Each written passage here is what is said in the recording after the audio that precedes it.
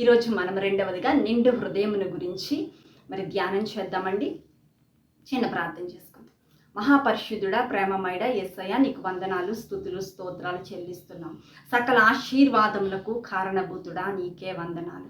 అయా, ఈ దినము నాయన నిండు హృదయం గురించి ధ్యానం చేస్తుండగా పరిశుద్ధాత్మ దేవుని సహాయము, నింపుదల అనుగ్రహించమని ప్రార్థన చేస్తున్నాను.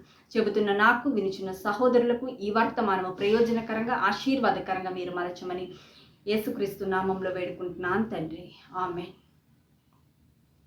నిండు హృదయం గురించి మనము ధ్యానం చేద్దామండి. మనం వాక్య భాగం చూసినట్లయితే, నీ పూర్ణ హృదయముతోనూ, పూర్ణ ఆత్మతోనూ, నీ పూర్ణ శక్తితోనూ నీ దేవుడైన యెహోవాను ప్రేమింపవలెను అని ద్వితీయోపదేశకాండం 6వ అధ్యాయము 5వ వచనంలో మనం ఈ వాక్యాన్ని మనం చూడగలుగుతాం.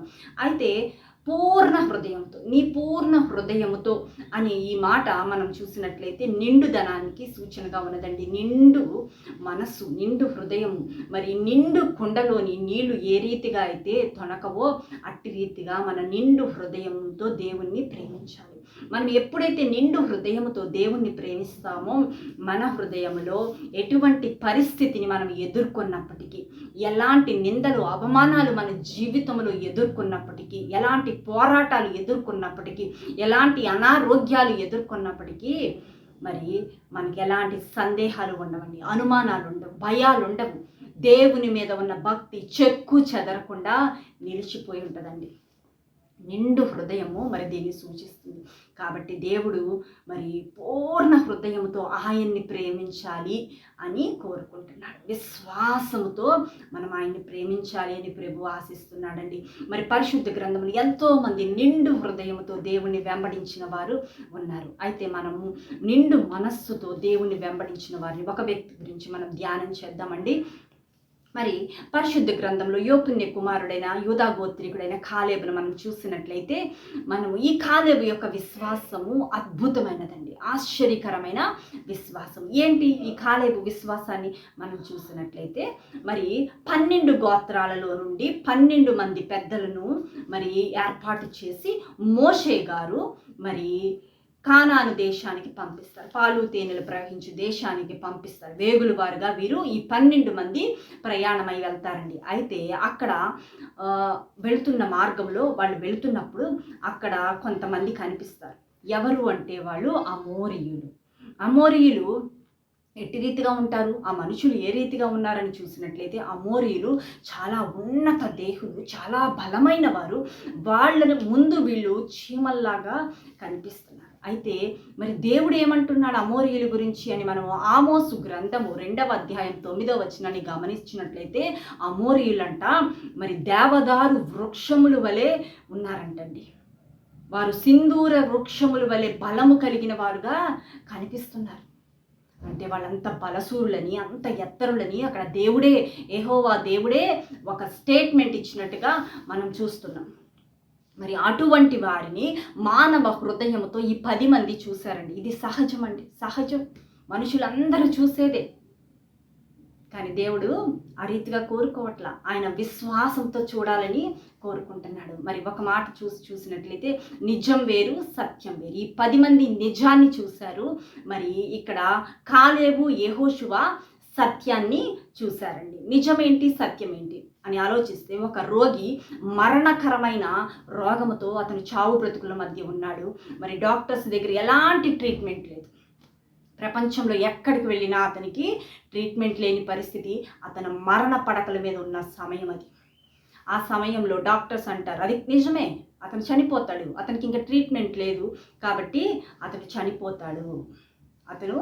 అది నిజమే, నిజంగానే ఆ దేహంలో రోగం ఉన్నది, దానికి ట్రీట్మెంట్ లేదు కాబట్టి అతడు చనిపోతాడు. అయితే చూసినట్లయితే సత్యం ఏమిటి? సత్యం మాట్లాడుతుందండి. యెషయా గ్రంథం 53వ అధ్యాయం 5వ వచనం చూసినట్లయితే, అతడు పొందిన దెబ్బల చేత మనకు స్వస్థత కలుగుచున్నది. మరొక భాగం చూసినట్లయితే, 1 పేతురు 2వ అధ్యాయం 24వ వచనంలో, ఆయన పొందిన గాయముల చేత మీరు స్వస్థత నొందితిరి. ఇది సత్యం అండి, ఇది సత్యం. ఈ సత్యాన్ని నమ్మే అంత విశ్వాసము నీకుంటే నువ్వు ఖచ్చితంగా స్వస్థత పొందుకుంటావు. విశ్వాసము ఎవరికో విశ్వాసం కాదు, కానీ మనకు మనముగా విశ్వాసాన్ని సంపాదించుకునే వారముగా మనం ఉండాలి. ఈ విశ్వాసాన్ని దేవుడు కోరుకుంటున్నాడు. విశ్వాసంలో కూడా 3 రకాల విశ్వాసాలు ఉంటాయి. ఒకటి ప్రభువే ఆయనే కనికరపడి మరి స్వస్థపరుస్తాడు. ఇవి మనం పరిశుద్ధ గ్రంథంలో అనేక భాగాల్లో మనం చూడగలుగుతాం. అయితే రెండవదిగా మరి తీసుకువచ్చిన వారి విశ్వాసం, అంటే ఇప్పుడు పక్షవాయువు కలిగిన వ్యక్తిని మోసుకొచ్చిన వారి విశ్వాసాన్ని చూసి దేవుడు స్వస్థపరిచాడు. అయితే మరి మూడవదిగా చూస్తే రక్తస్రావం కలిగిన స్త్రీ, ఆమెదే విశ్వాసం, ఎవ్వరి విశ్వాసం కాదండి, ఆమెదే విశ్వాసం. సో ఇలాంటి విశ్వాసాన్ని దేవుడు ఇష్టపడతాడండి. ఈ విశ్వాసం, దేవుని బిడ్డలమైన మనము ఇట్లాంటి విశ్వాసాన్ని కలిగి మనం జీవించాలి. మరి ఈ కాలేబు దేవుణ్ణి చూశాడండి, ఆయన కార్యాలను చూశాడు, విశ్వసించాడు.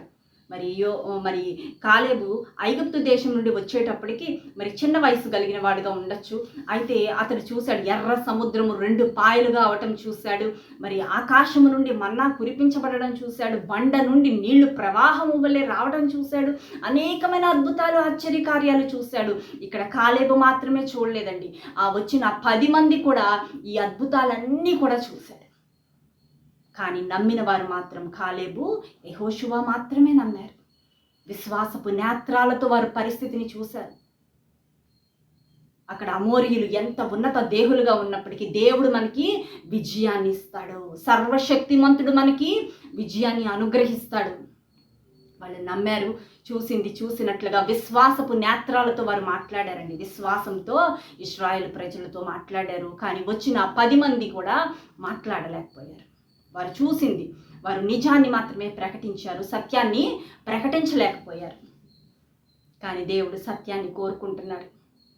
మనం సత్యాన్ని నమ్మాలి, ప్రభువుని నమ్మాలి, విశ్వసించాలి. మరి కాలేబు అట్టి రీతిగా నమ్మాడండి. నా సేవకుడైన కాలేబు మంచి మనస్సు కలిగి పూర్ణ మనస్సుతో నన్ను అనుసరించిన హేతువు చేత అతడు పోయిన దేశంలో అతన్ని ప్రవేశపెట్టదనని మరి దేవుడు కాలేబుకు వాగ్దానం ఇచ్చాడండి. సంఖ్యాకాండం 14:24 చూస్తాం. దేవుడి చేత వాగ్దానాన్ని పొందుకున్నాడు కాలేబు. ఆ తర్వాత దినాలలో యెహోషువ ఆ వాగ్దానాన్ని నెరవేర్చిన వాడిగా కనిపిస్తాడు. మరి కాలేబు ఇశ్రాయేలుల దేవుడైన యెహోవాను నిండు మనసుతో అనుసరించువాడు గనుక యెహోషువ అతనిని దీవించి అతనికి హెబ్రోనును స్వాస్థ్యముగా ఇచ్చెను అని మరి వాక్యంలో మనం చూస్తామండి. యెహోషువ గ్రంథం 14:13 ఏంటి ఈ హెబ్రోను పట్టణం అంటే? చాలా పెద్ద పట్టణం అండి అది. అక్కడ గొప్ప గొప్ప పట్టణాలు ఉంటాయంట. అక్కడ అనాకీయులు నివసిస్తున్న పట్టణాన్ని మరి ఇక్కడ కాలేబు పొందుకున్నాడు. ఈరోజు మన జీవితాల్లో కూడా మన విశ్వాసాన్ని ప్రదర్శించున్నప్పుడు, మన విశ్వాసాన్ని రుజువు చేసుకున్నప్పుడు అనేకమైన వాగ్దానాలు, గొప్ప వాగ్దానాలు ప్రభు యొద్ద నుండి పొందుకుంటామండి. అనేక ఆశీర్వాదాలను మనము పొందుకుంటాం. అంతేకాదు కాలేబు అంటున్నాడు, నేను వేగులవారిగా వెళ్ళినప్పుడు మోషే నన్ను పంపించినప్పుడు నా వయసు 40 సంవత్సరములు, ఇప్పుడు నా వయసు 85 సంవత్సరాలు. అయినా సరే నేను ఆ హెబ్రోను పట్టణాన్ని జయించగలను మరి మాట్లాడుతున్నాడండి. ఎంత బలం అండి! 40 సంవత్సరాలలో యవ్వన కాలంలో ఉండే బలము 85 సంవత్సరాలలో కూడా ఒక వృద్ధుడికి అంత బలం, ఏమాత్రము బలము తరిగిపోలేదు. దేవుని మీద ఆధారపడే బిడ్డలు కూడా అంతేనండి. వారికి శక్తి వస్తుంది, బలం వస్తుంది. ఒకవేళ వాళ్ళలో అనారోగ్యం ఉండుండొచ్చు, కానీ ఏమాత్రం నీరసం, అలసట అనేది వారి దరిలోకి రాదు. ఎందుకంటే బలమిచ్చువాడు దేవుడు. ఆయన మనకు బలాన్ని ఇస్తాడు, శక్తినిస్తాడు. కాబట్టి ఆ శక్తిని, బలాన్ని మనం పొందుకోగలుగుతున్నామా? నువ్వు దేవుని బిడ్డగా జీవించగలుగుతున్నావా? లేదా అనుమానాలు, సందేహాలు, ఆలోచనలతోనే నింపబడుతున్నావా? విశ్వాసముతో చూడండి. మన శ్రమ, మన దుఃఖము అన్నీ ఆయన తీసివేసే దేవుడు. అందుకే మరి దేవుడు అంటున్నాడు కదా, మరి ఆయన్ని వెంబడించినప్పుడు మన జీవితాలు ఎలా ఉంటాయంటే, పక్షిరాజు యవ్వనము వలె వారి యవ్వనము నూతనం అవుతుందండి, క్రొత్తదవుతుంది. మనం వృద్ధులవుతున్న కొద్ది మరి పక్షిరాజు గురించి మనం ధ్యానం చేసినప్పుడు ఆ గ్రద్దలో ఉండే ఎన్నో గుణలక్షణాలండి, అవి దానికి ఉన్నవన్నీ కూడా రాలిపి నూతనం అవుతూ ఉంటుందంట. అట్టి రీతిగానే మనము కూడా, దేవుని పిల్లలమైన మనము కూడా మరి నూతన పరచబడతాం, యవ్వనస్తులుగా మరి మార్చబడతా ఉంటాం. కాబట్టి విశ్వాసముతో దేవునిని వెంబడించే వారముగా, పూర్ణ హృదయముతో, నిండు హృదయముతో దేవునిని వెంబడించే వారముగా మనం జీవించాలి. అదే దేవుడు కోరుకుంటున్నాడు. నిండు హృదయం ఆయనకి కావాలి. సగం హృదయము, సగం విశ్వాసము దేవుడికి ఇష్టం ఉండదండి. నిండు హృదయముతో దేవుణ్ణి వెంబడించినప్పుడు ఆయన ఇష్టపడతాడు.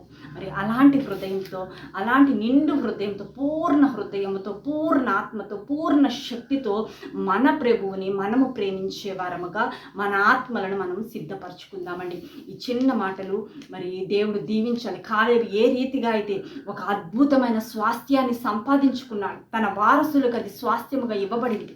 యూదా ప్రజలు దాన్ని స్వతంత్రించుకోగలిగారు.